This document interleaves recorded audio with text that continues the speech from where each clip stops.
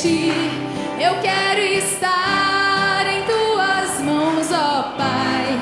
Eu quero mais uma vez, eu quero estar em tuas mãos, ó Pai. Eu quero depender de ti.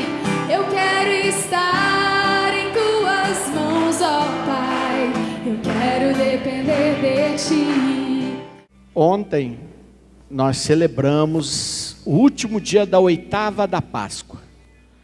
A igreja chama de oitava da Páscoa porque ela diz que a Páscoa é um dia tão extraordinário, e na cultura judia as festas eram de 7 dias. Casamento de 7 dias, era festa para valer mesmo, né?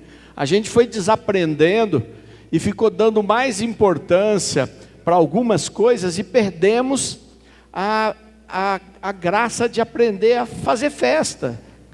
Não tem dinheiro para dar uma festa de 7 dias, mas você não precisa ter dinheiro para dar uma festa de 7 dias. É querer fazer festa e ter amigos para festar e todo mundo participar. A gente consegue fazer isso. Lógico, na nossa cultura hoje não dá, né? Todo mundo trabalha. Mas o sentido da Páscoa significa lembrar que a ressurreição de Jesus foi algo tão poderoso, tão poderoso, tão poderoso, que nada se compara. A criação do universo é menor do que o fenômeno do poder de Deus que ressuscita os mortos, que esmaga Satanás e que liberta do pecado. Deus criou o mundo, foi maravilhoso, o universo todo.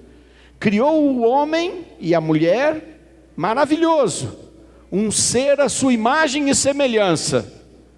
Mas tudo isso é coroado pelo poder da ressurreição. Por isso que nós estamos aqui. E por isso essa festa, a igreja diz, durante 7 dias, relembrem. E depois, todos os domingos, recordem.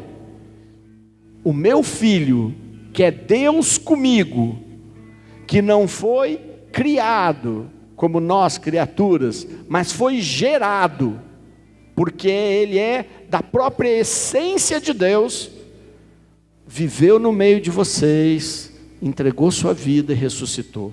Então é poder demais. E no 8º dia, a partir do Papa João Paulo II, que acatou um pedido de Santa Faustina, ele decretou que esse 8º dia, como é 8 dias de festa e de poder, que a gente devia se alegrar muito, porque dá sentido para a nossa história, é o dia que esse poder se manifesta como uma porta de misericórdia. O sentido da porta é esse: abre uma porta para a gente passar, abre uma porta para a gente entrar, abre uma porta para a nossa vida, abre uma esperança, uma oportunidade. E é por isso que ela tem uma visão. 2 artistas, ela não gostou, contrataram outro, ela não gostou, por isso que tem 2 imagens de Jesus misericordioso, essa que ele sai meio das nuvens com os raios saindo do seu coração, e aquela que aparece uma porta atrás dele, que vocês devem conhecer também. As 2 foram feitas a pedido e acompanhado pela Santa Madre Faustina. E aí quando terminou, ela olhou para os 2 quadros e falou, não era isso. E é claro que não era. Qual artista conseguiria pintar aquilo que Jesus tinha lhe mostrado nas suas visões? Nenhum. E aí Jesus diz para ela, porque ela queria fazer outro. E aí Jesus diz para ela, não é o pincel do artista que faz a minha misericórdia, mas é o sentido da devoção que acredita na minha misericórdia. E aí ele diz que naquele dia quem tivesse devoção para com a misericórdia e tivesse uma imagem da misericórdia, receberia de Deus um plus, um algo mais, uma oportunidade mais poderosa em sinal de que a ressurreição de Jesus culmina com a bondade de Deus para com todas as nossas misérias. Estenda sua mão para o quadro de Jesus misericordioso.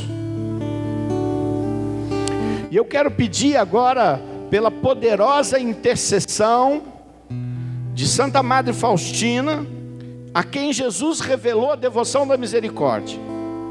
Eu quero pedir a intercessão de São João Paulo II, o santo canonizado de forma mais rápida nos tempos modernos e o Papa que mais canonizou santos.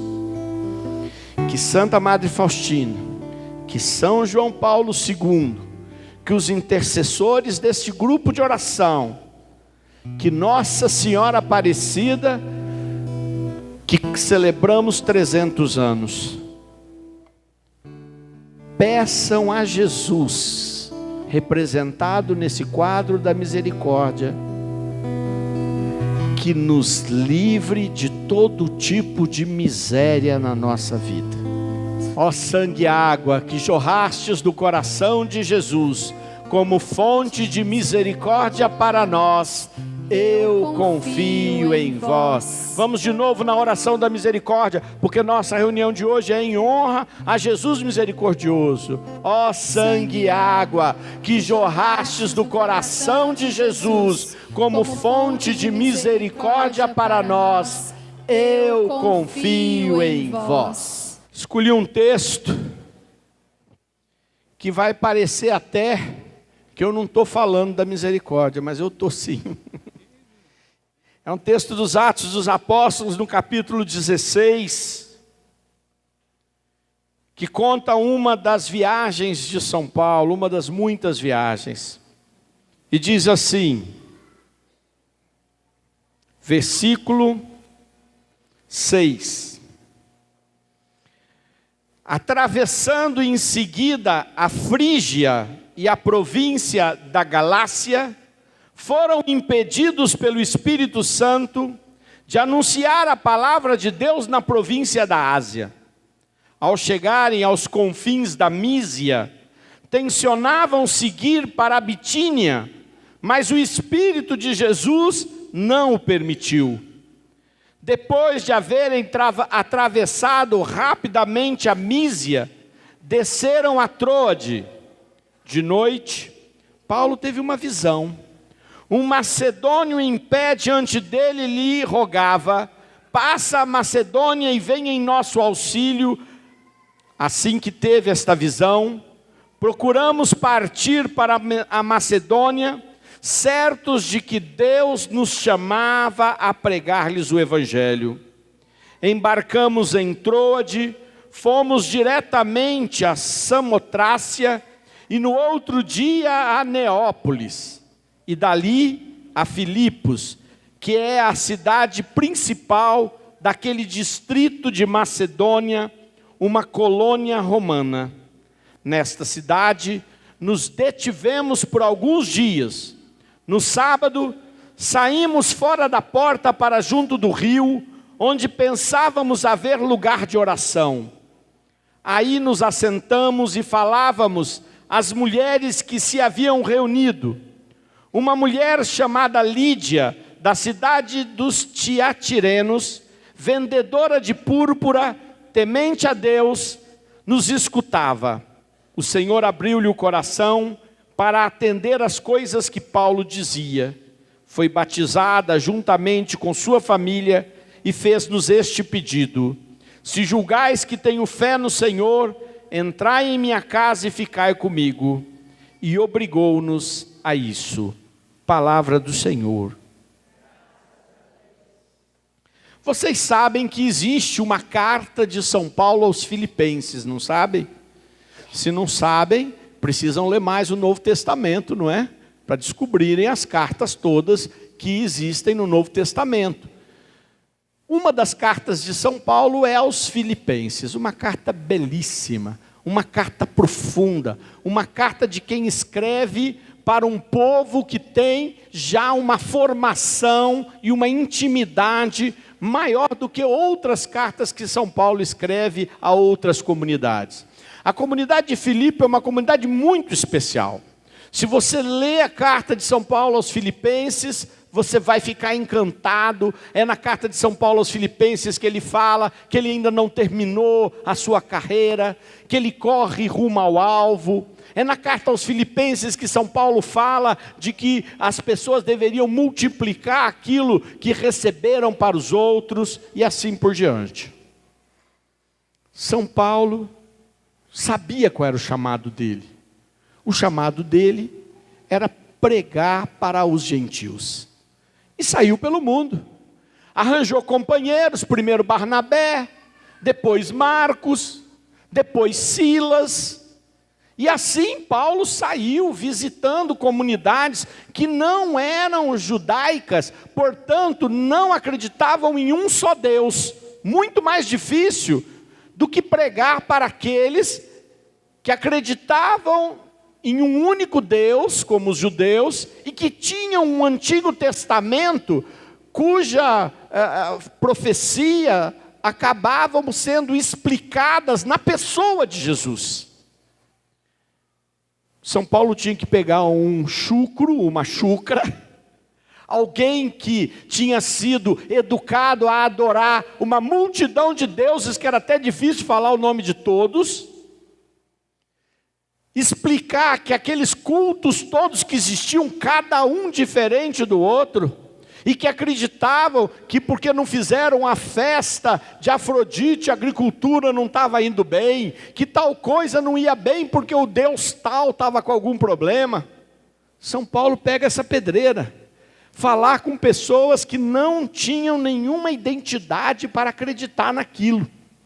E ele sai, cheio do Espírito Santo, fazendo maravilhas. E a gente encontra, por exemplo, aquele dia que Paulo e Barnabé estavam num local cheio de pessoas e falam de Jesus e ninguém acredita neles, até que um aleijado se levanta e anda. E aí, em vez deles acreditarem em Jesus, eles queriam fazer o próprio Paulo ser mais um Deus deles. Difícil explicar para aquelas pessoas que era para seguir Jesus, que não era para seguir fulano ou ciclano, era difícil. E Paulo foi fazendo essa obra maravilhosa, visitando aquelas cidades todas. E aí chega num determinado momento, ele faz um planejamento. Eu vou visitar a Bitínia, vou visitar essas palavras todas difíceis que eu li aqui, a Frígia, eu vou visitar a Samotrácia, eu vou visitar... Fez um planejamento.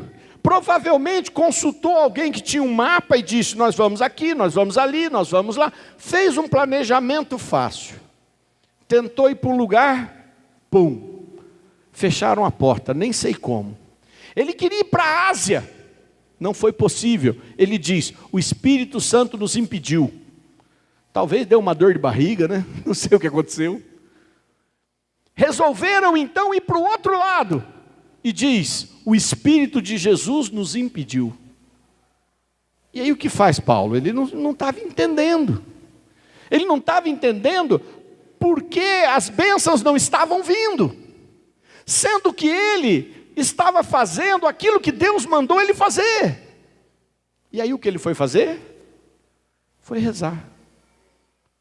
Ele não foi se apavorar, ele não foi se desesperar, ele não foi se descabelar, ele foi orar. Não estou entendendo.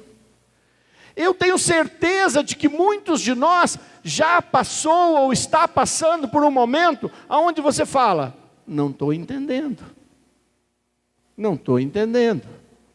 Fale para a pessoa aí perto de você, alguma vez você disse, não estou entendendo? Um monte de vezes. E aí São Paulo então vai à noite orar e de repente aparece para ele um macedônio.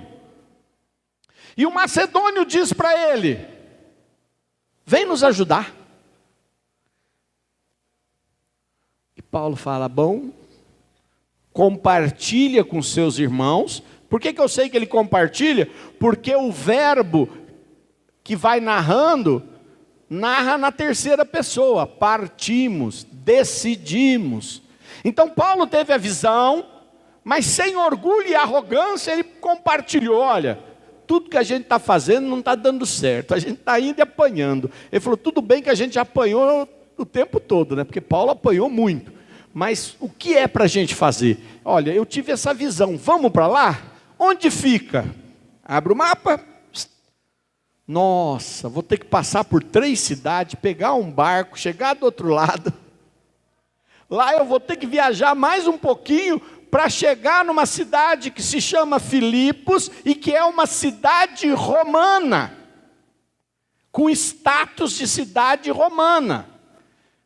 Porque Roma, na sua colonização mundial, porque eles eram um império mundial, eles tinham os lugares aonde eles mandavam guarnições militares e mantinham o povo com a identidade cultural, mas sob a ordem dos seus soldados e pagando imposto. E tinha os lugares aonde os romanos romanizavam, transformavam uma cidade na cultura deles para ser um lugar que pudesse ir contaminando, distribuindo a cultura para eles não viverem só na base do militarismo, que é muito difícil, custa muito caro. E São Paulo vai para lá. Chega lá, não é acolhido, não é abraçado, nada. Dorme, teve que passar 3 cidades, na fé, já imaginaram? Tentou ir para cá, tentou ir para lá, não deu certo. Então eu vou lá, porque eu tive uma visão. E na visão ele chega naquele lugar, não tem ninguém para receber, não tem nada para fazer. O que ele faz? Dorme. No outro dia ele fala, vou lá na beira do rio, porque havia uma tradição de que os judeus se reuniam na beira do rio por causa da profecia de Ezequiel, que dizia que de dentro do templo de Salomão saía um rio e todos os que estivessem no rio podiam fazer suas orações. E eles falaram, quem sabe lá a gente encontra alguém para rezar. O que eles encontraram no rio? Mulheres. Por que as mulheres estavam no rio? Porque não tem torneira encanada, gente. Lava a roupa, arruma as coisas, carrega no rio. As mulheres foram lá para trabalhar mesmo pesado, lavar a roupa, carregar as coisas, levar água, aquela coisa toda pesada. E São Paulo está lá, resolve pregar lá. Imagino que público mais desinteressado que ele encontrou. E ele falou, Deus me mandou para cá, eu vou fazer. E aí uma mulher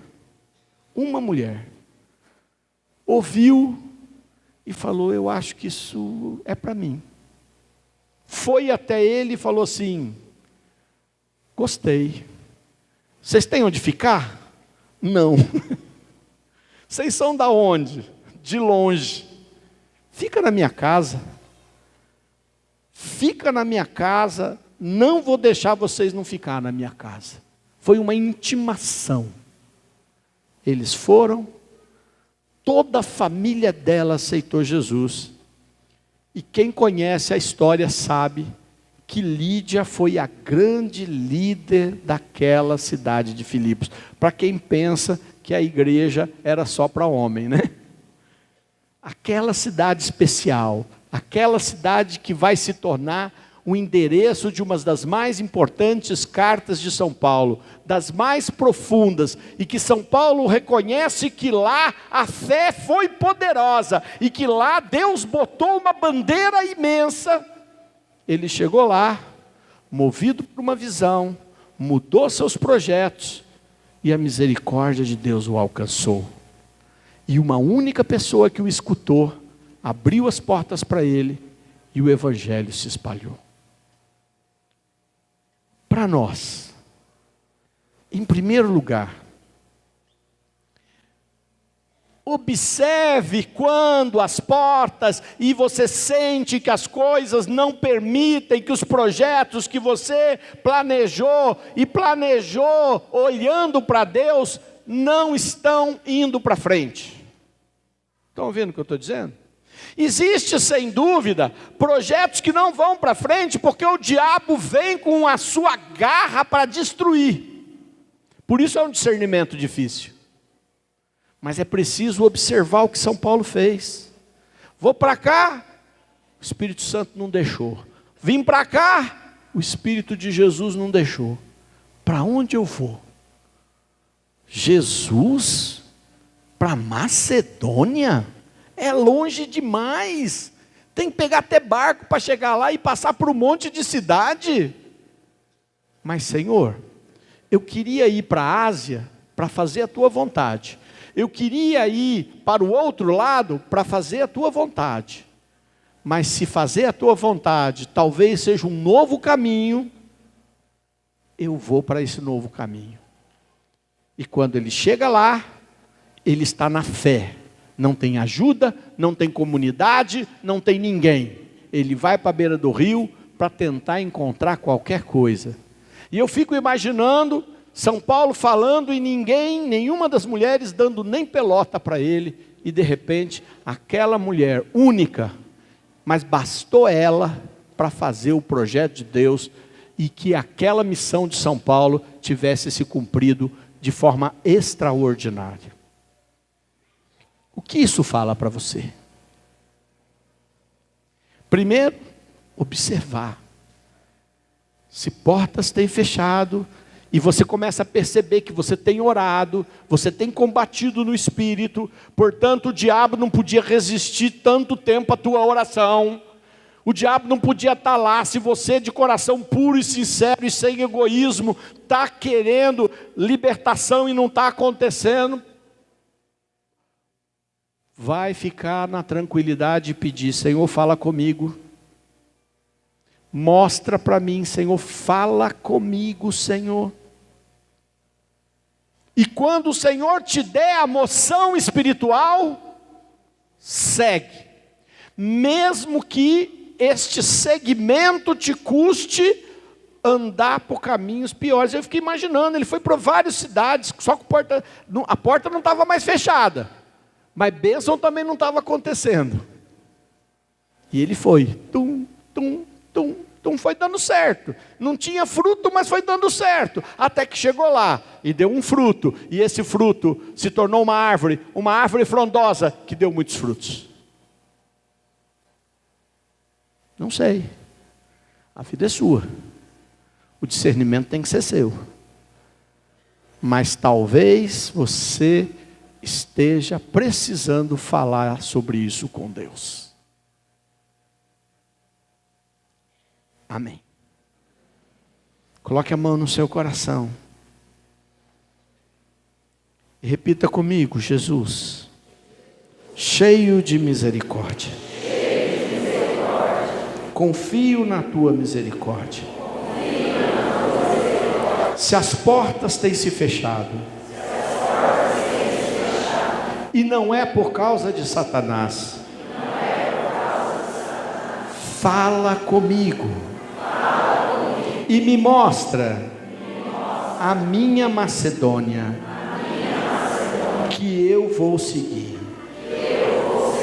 e vou confiar que tu vais agir como agistes na família de Lídia.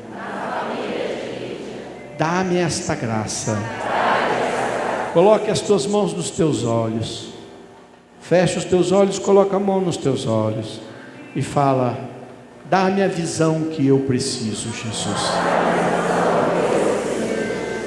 Amém.